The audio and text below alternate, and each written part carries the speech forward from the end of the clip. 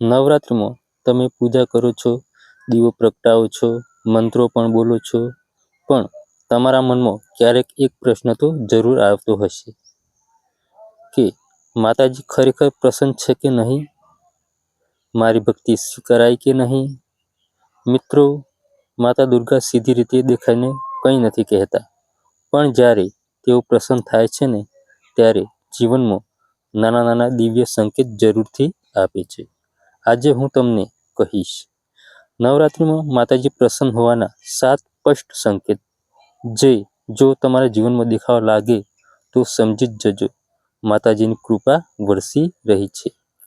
વિડીયોને અંત સુધી જરૂરથી જોજો, કારણ કે 7મો સંકેત બહુ જ શક્તિશાળી છે. નમસ્કાર ભક્તો, દિવ્યલોક દર્શન યુટ્યુબ ચેનલમાં તમારું હાર્દિક સ્વાગત છે. નવરાત્રિ માત્ર ઉપવાસ કે ઉત્સવ નથી. નવરાત્રિ એ માતા દુર્ગા સાથે પૂજા પાઠ કરવાનો સમય છે. શાસ્ત્રોમાં કહેવામાં આવ્યું છે કે જ્યારે માતા પ્રસન્ન થાય છે ને, ત્યારે જીવનમાં અચાનક એવી ઘટનાઓ બને છે જે આપણે સામાન્ય રીતે માનીએ છીએ, પણ એ દિવ્ય સંકેત હોય છે.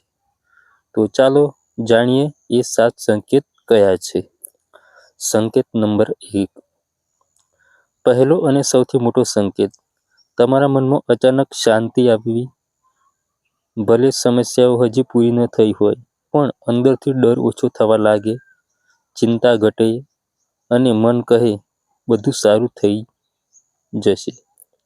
મિત્રો, આ શાંતિ કોઈ દવા નથી આપતી, આ માતાજીની હાજરીનો સંકેત છે. સંકેત નંબર 2. પૂજા કે આરતી વખતે ઓખ ભીની થઈ જવી, કોઈ દુઃખ વગર, કોઈ ખાસ કારણ વગર.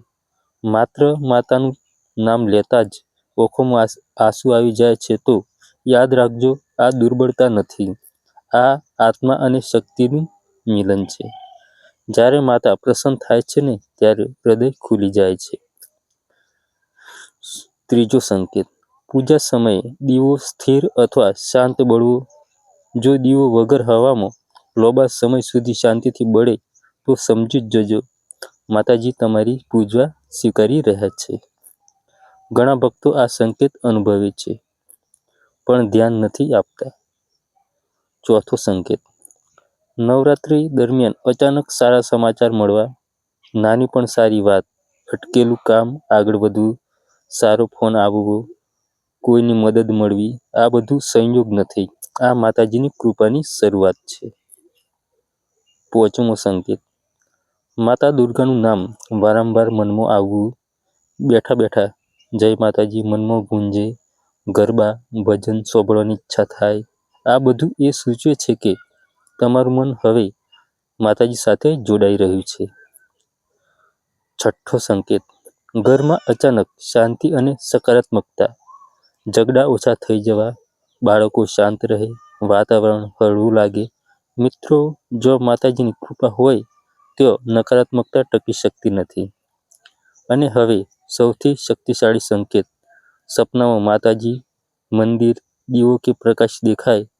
દરેક સપનું અર્થપૂર્ણ નથી, પણ નવરાત્રિ દરમિયાન આવું સપનું મોટો સંકેત હોય છે. આનો અર્થ એ છે કે માતાજી તમારી સાધનાને ઓળખી ચૂક્યા છે. ડરશો નહીં, આ માતાજીના કૃપાનો સંદેશ છે. મિત્રો, જો આમાંથી 1-2 સંકેત પણ તમારા જીવનમાં દેખાવા લાગ્યા હોય તો સમજી જ જજો માતાજી પ્રસન્ન છે. નવરાત્રિમાં મંત્ર, પૂજા, ઉપવાસ કરતા રહો, પણ સૌથી મહત્વનું વિશ્વાસ રાખવો જરૂરી છે. માતાજી હંમેશા સાંભળે જ છે.